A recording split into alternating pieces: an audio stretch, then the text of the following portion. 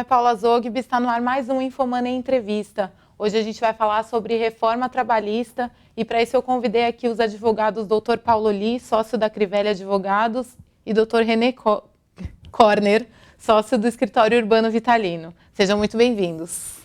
Obrigado, Paula, pelo convite. Obrigada pela presença.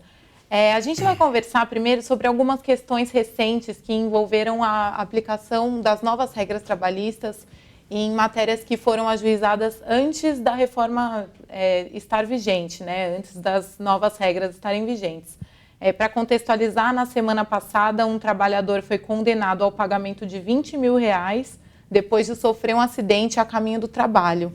E um pouco antes, uma ex-funcionária do Itaú precisou pagar 67 mil ao banco depois de perder outra ação trabalhista, né? Nesses dois casos, essas pessoas foram condenadas a pagar os honorários dos advogados das duas empresas que ganharam as ações.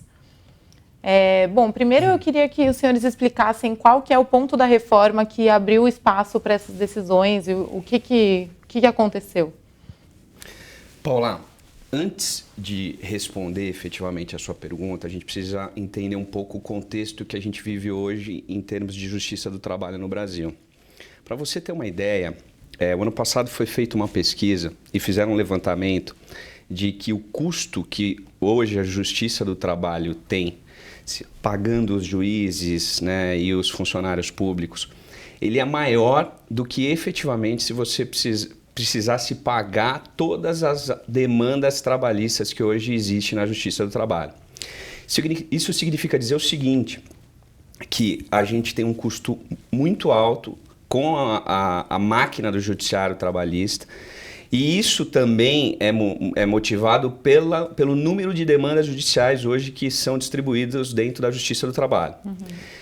Para você entender, antes da modernização, eu digo modernização porque eu trato a reforma como modernização, antes da modernização da nova lei que hoje está em vigor, o advogado ele podia entrar simplesmente com um processo e nesse processo o advogado da parte autora ele podia dizer aquilo que ele queria, pleitear muitas vezes pedidos que efetivamente não tinham respaldo legal. Uhum.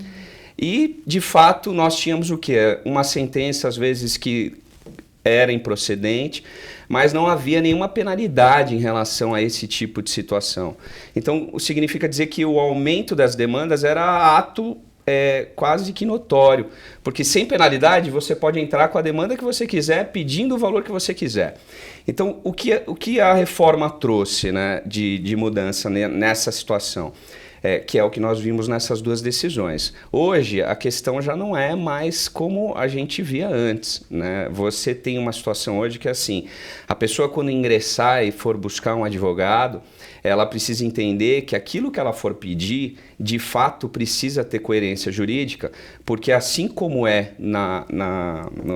no cível, por exemplo, você perdendo aquele pedido que você pleiteou, você está sujeito sim a pagamento de honorários e sucumbências para outra parte. Uhum. Tá?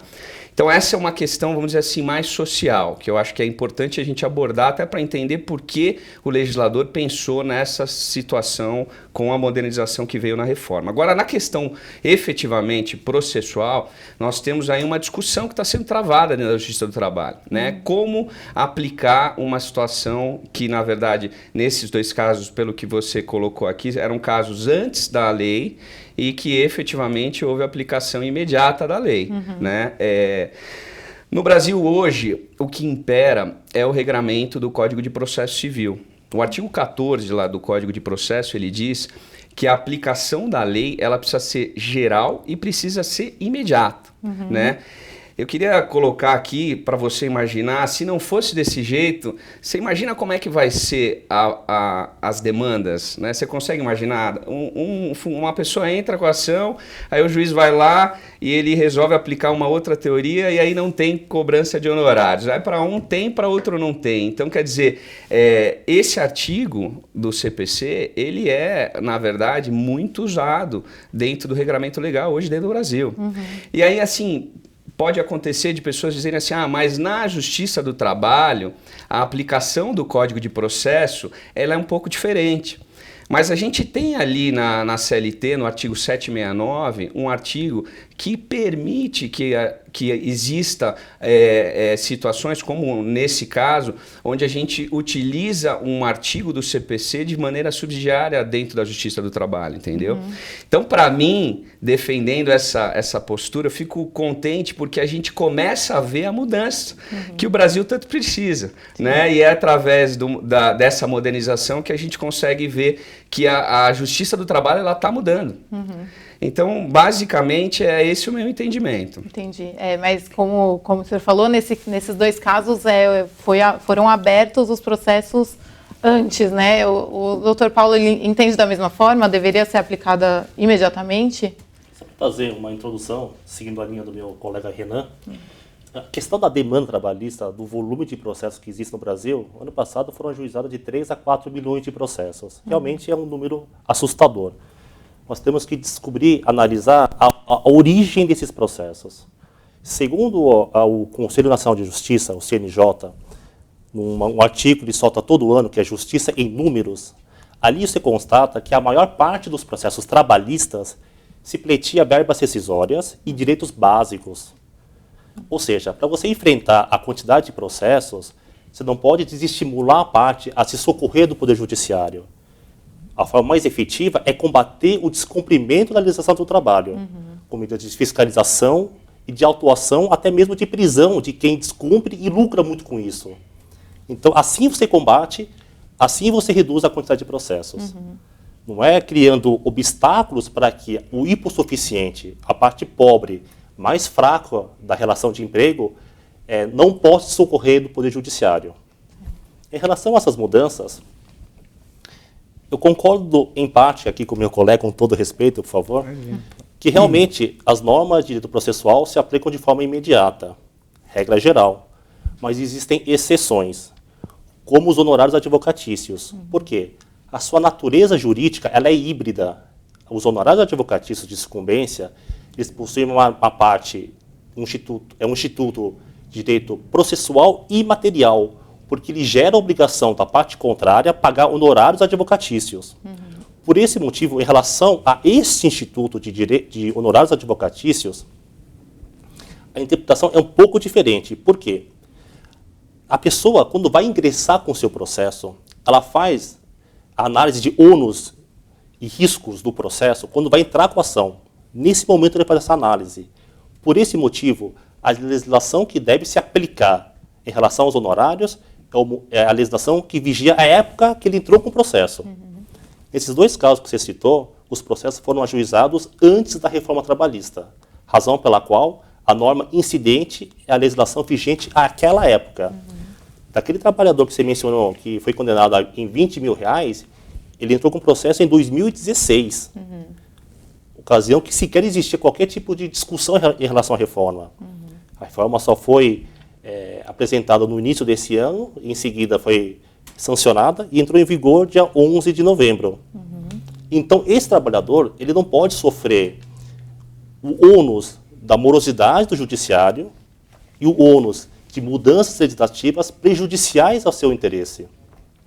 Então, para se garantir a estabilidade das relações jurídicas, a segurança jurídica e o princípio da não surpresa previsto no Código de Processo Civil, em relação aos honorários advocatícios, tem que se aplicar a regra vigente na época que o autor entrou com o processo. Então, as novas regras em relação aos honorários advocatícios, eles vão incidir apenas com os processos iniciados após a reforma, e não em relação àqueles que iniciaram antes da reforma. Certo. Essas decisões, essas duas decisões, elas já são a regra? A maioria dos processos que estão sendo julgados agora já estão seguindo a nova legislação ou, na verdade, esses dois casos foram exceções de entendimento do juiz? Na verdade, hoje, você tem o juiz, na verdade, ele tem autonomia de poder decidir aquilo que é óbvio, ele não pode sair do texto legal. Mas, a princípio, você vê aqui, a gente está discutindo exatamente qual a teoria a ser aplicada.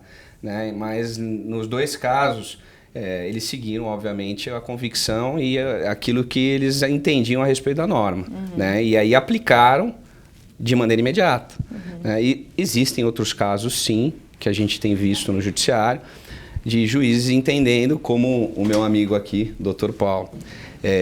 Mas eu insisto, eu acho que isso, na verdade, vai trazer uma insegurança jurídica. E quando eu digo insegurança, eu digo o seguinte, a gente não pode ter juízes decidindo de uma forma e outros de outra. Até a gente ter efetivamente o posicionamento do TST a esse respeito, a gente fica condicionado a uma situação de insegurança. E isso, dentro da Justiça do Trabalho, né, dentro dessa concepção, eu entendo que vai trazer uma insegurança jurídica. Tá, entendi. Essa insegurança, ela resulta, inclusive, pelo menos pela própria lei. Hoje, no Brasil, nós não temos uma legislação trabalhista já consolidada. Por quê?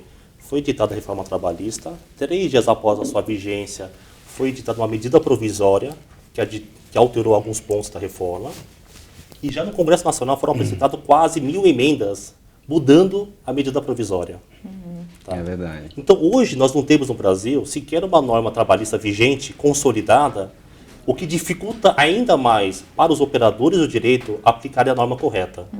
Essas decisões são de primeira instância. Certamente, as partes prejudicadas vão se socorrer à segunda instância, que é o Tribunal Regional do Trabalho aqui de São Paulo. E de lá, prolatada uma nova decisão, possivelmente a parte insatisfeita vai recorrer ao Tribunal Superior do Trabalho, que fica em Brasília. Até isso acontecer, nós teremos, concordo com o meu colega, uma grande insegurança, porque até a instância máxima do Judiciário se posicionar sobre esse assunto, até com a edição de eventuais súmulas, realmente nós teremos decisões que aplicarão a reforma aos processos ajuizados antes da reforma trabalhista e outros que não aplicarão. Entendi. Eu acho até que isso, não sei se o colega tem a mesma opinião, mas talvez essa é uma matéria que vai até ultrapassar o próprio TST, podendo chegar até o STF. Possivelmente. É uma discussão aí que nós vamos ver aí travada, né? E o problema como eu digo, a insegurança. Então, como ficamos, né, numa situação como essa em relação ao processo? Entendi. E por quanto tempo deve durar essa insegurança? Assim, até quando os processos que estão sendo julgados vão ser pré-reforma? Você não tem, na verdade, a ciência nossa não é uma ciência exata. E quando a gente fala de judiciário, a gente não tem como mensurar quanto tempo vai demorar uma decisão que vai sair daqui até o TST, né?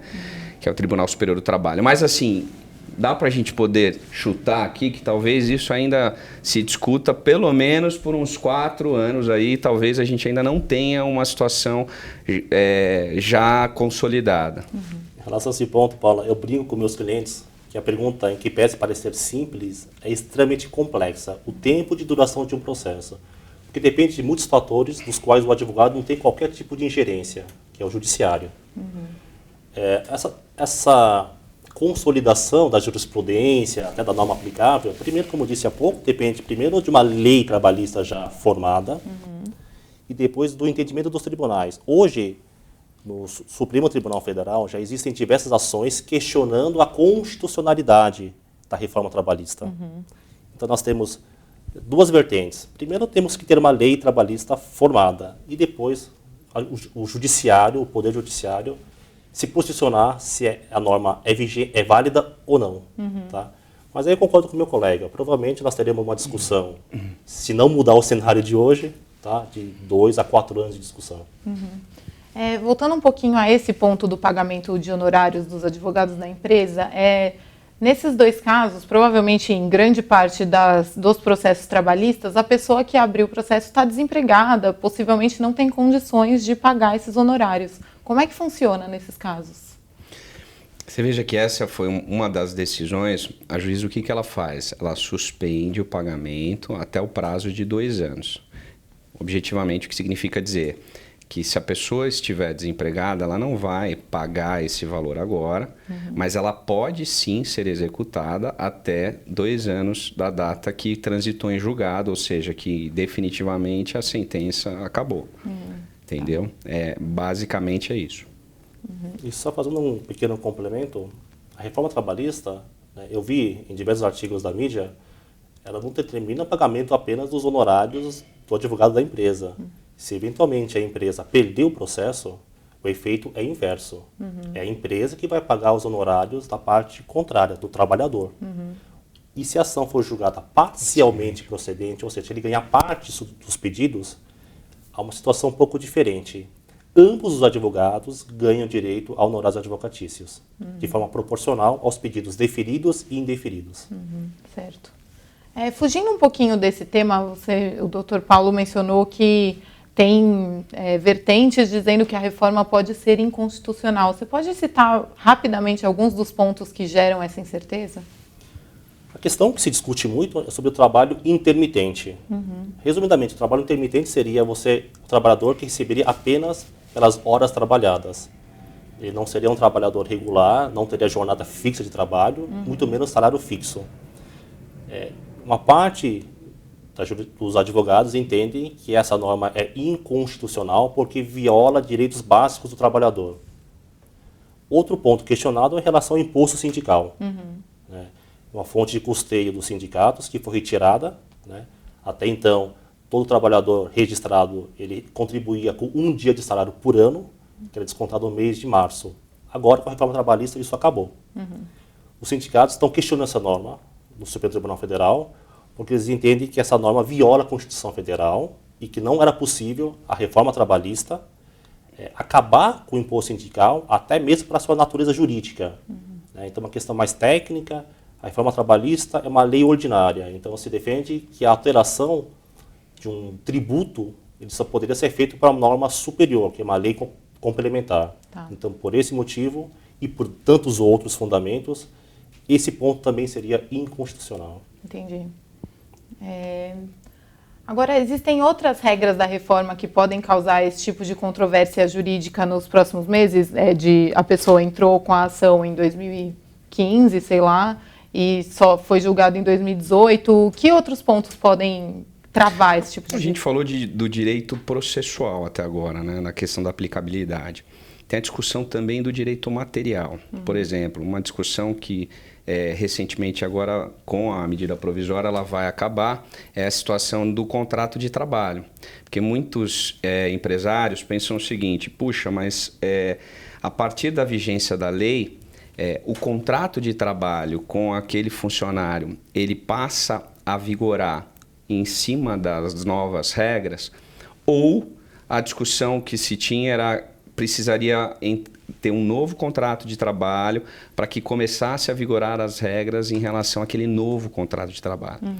E isso, na verdade, através da medida provisória 808, agora nova, o artigo 2, se eu não me engano, ele traz já o esclarecimento a respeito desse tema, dizendo que a aplicabilidade ela é imediata em relação ao contrato de trabalho em vigor. Então, a gente, nessa questão de direito material, a gente resolveu o problema da contratação. Então, passa a vigorar imediatamente, seja o contrato anterior ou posterior à promulgação da lei. Esse ponto também, o que enriquece a ciência jurídica é que nada é pacífico, né? Então, você pode interpretar uma norma de diversas formas. Realmente, a medida provisória ela tentou acabar com essa dúvida em relação à aplicação da reforma trabalhista em relação aos contratos vigentes. Mas, por uma análise sistêmica, né, uma reforma trabalhista, como eu disse há pouco, que é uma lei ordinária, ela não pode violar direitos já incorporados no ordenamento jurídico do trabalhador. Ou seja, a reforma trabalhista tem que respeitar o direito adquirido. Então, você tem que fazer uma análise de cada trabalhador e de cada verba em discussão para ver se a reforma tem uma aplicação imediata ou não. Tá? E mais, 2 pontos da reforma que não foram alterados e que se pouco dá atenção a elas, o artigo 9º, que não permite qualquer tipo de fraude à legislação do trabalho, e o artigo 468 da CLT, que não permite alteração prejudicial do contrato de trabalho. Então, com base nesses 2 artigos, não poderia, de forma simplista e unitária e geral, você aplicar a reforma trabalhista. E mais, muitos dispositivos da reforma fixam períodos de quarentena. Por exemplo, o trabalhador intermitente, que você perguntou há pouco, que na verdade eu disse há pouco. A reforma fixa uma quarentena de 18 meses. Ou seja, o trabalhador de hoje, se ele for dispensado, ele não pode ser contratado amanhã como intermitente. Tem que se aguardar o período de 18 meses. Foi uma segurança que se criou para evitar a mudança radical dos contratos de trabalho vigentes para uma situação menos favorável ao trabalhador. Uma questão interessante, no ponto de vista do contrato intermitente, também é um dado. Hoje, se você analisar, quase que 50% dos trabalhadores no Brasil hoje não tem carteira assinada. Então, essa situação do trabalho intermitente, com a modernização, né, com a reforma, o que ela trouxe de inovador? Hoje você consegue contratar um funcionário que vai te fazer um determinado trabalho, por exemplo, um extra, ou alguém que trabalha como vigilante numa casa noturna, e você paga para ele por aquele tempo que ele trabalhou contigo. E o engraçado é que, assim, nos Estados Unidos, por exemplo, há 80 anos, a gente já tem essa regra perfeitamente usual. E, na verdade, esse contexto todo para o Brasil, o que ele muda?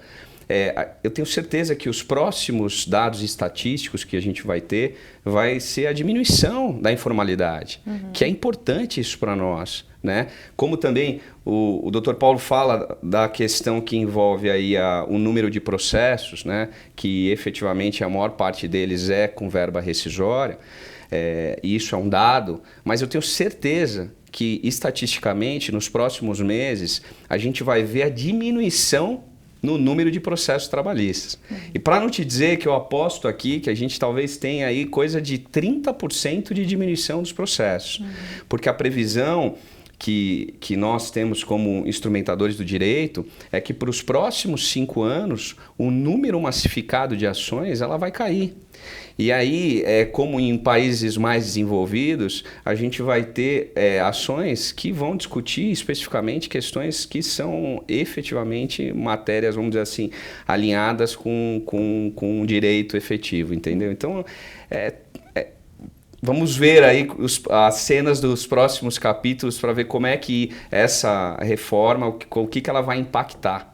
Né? A gente tem falado e discutido muitas vezes questões polêmicas, mas eu entendo que assim, o Brasil precisava enfrentar isso. Né?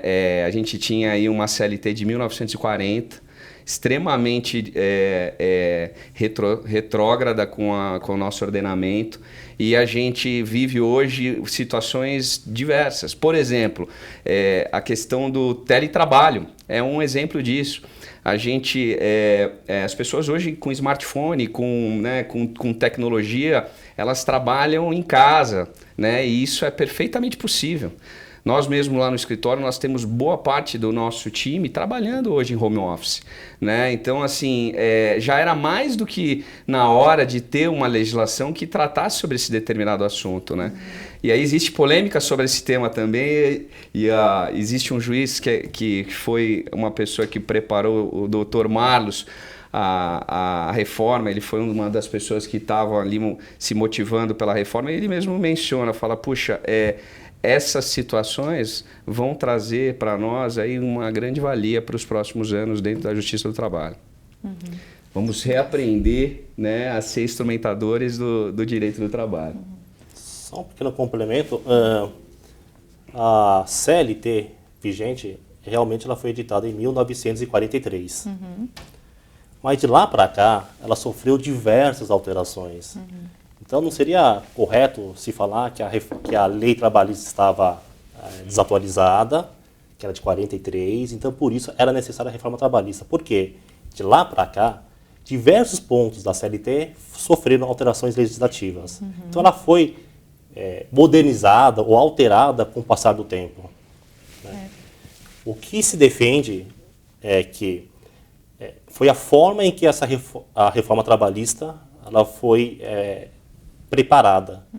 Né? Ela tramitou num regime de urgência, não se permitiu uma discussão ampla dos seus termos, e se fixou um período de vacatio legis, que é da edição da lei até que ela entre em vigor, de apenas 120 dias.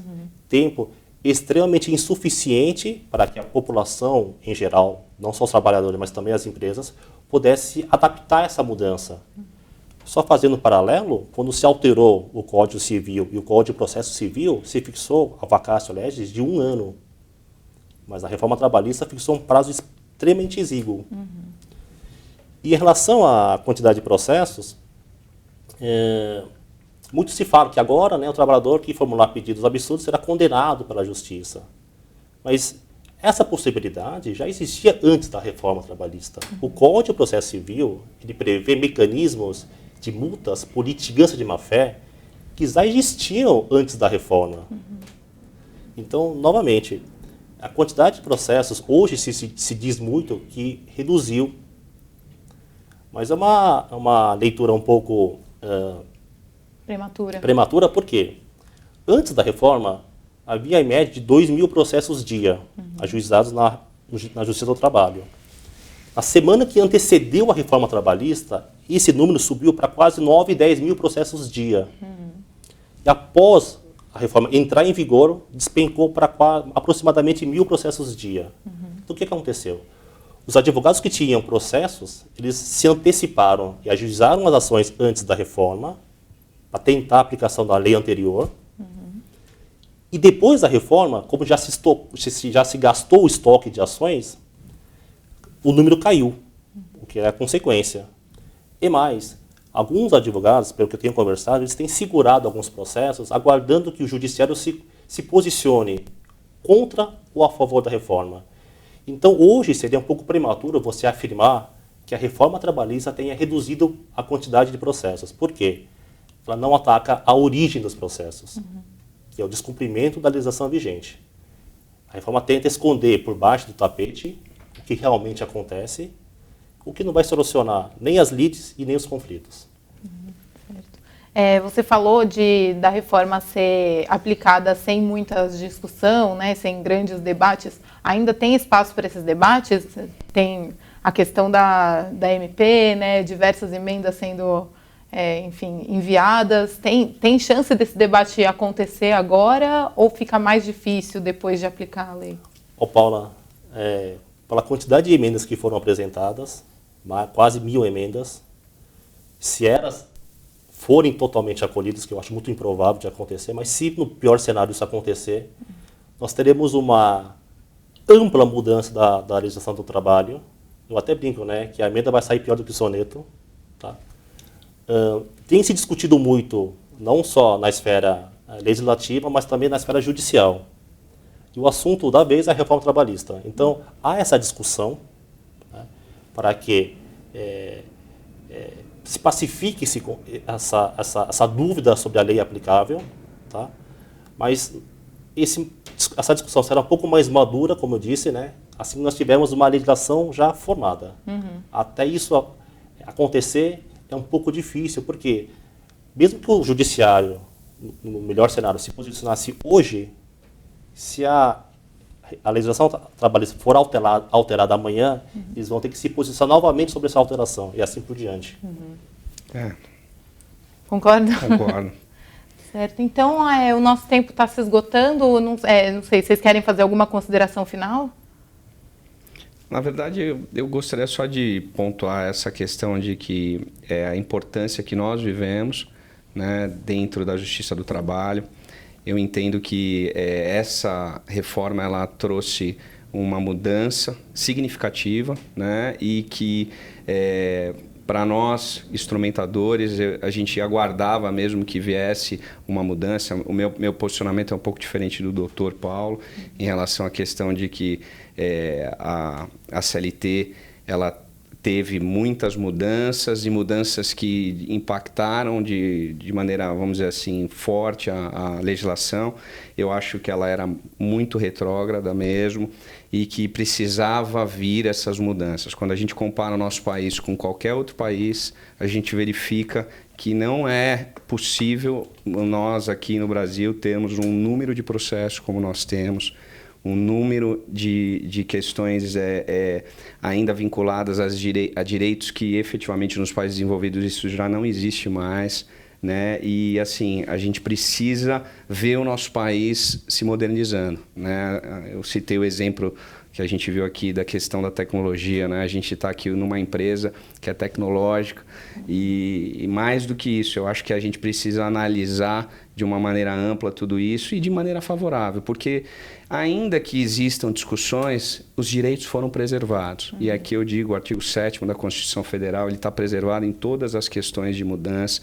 Não houve prejuízo efetivo para o trabalhador em relação a nenhum ponto da reforma, né? Houveram mudanças significativas que eu acho que traz um equilíbrio tanto para o empregado quanto para o empregador, né? Para que a gente possa modelar os conflitos que a gente vê no número de processos demasiados dentro da Justiça do Trabalho. Quero agradecer o convite em meu nome, em nome do escritório, e colocar à disposição de vocês para perguntas. Né? Se puder depois deixar o meu contato, estou à disposição. Obrigado. Eu que agradeço. Não seria possível fazer uma reforma trabalhista sem uma reforma sindical. O que se fez hoje é basicamente acabar com a fonte de custeio dos sindicatos. Mas não se quebrou barreiras existentes como a unicidade sindical. No Brasil, não existe uma liberdade sindical plena. O Brasil é um dos países que não ratificou uma norma da OIT sobre liberdade sindical. Então, sem uma reforma sindical, não era possível fazer essa reforma trabalhista. E em relação à quantidade de processos, eu concordo realmente que é um número realmente exagerado. De 4 a 5 milhões de processos ano é uma quantidade que nenhum país aguenta. Uma forma de solucionar essas leis são duas frentes que eu defendo. Primeiro, o combate ao desrespeito à legislação do trabalho e resolução de conflitos de forma coletiva. Mas para você conseguir resolver conflitos de forma coletiva, você tem que fortalecer os sindicatos. Tá? Não é como alguns defendem, né, a extinção das entidades sindicais. Realmente, alguns, né, eles devem ser aprimorados, mas existem outras entidades sérias, combativas, que realmente servem como exemplo do que o Brasil precisa para avançar e gerar mais empregos. Certo. Bom, muito obrigada aos dois. Estão sempre muito bem-vindos. Foi bastante esclarecedor aqui o nosso debate. E a todos que assistiram, obrigada também. Muito boa tarde. Boa tarde.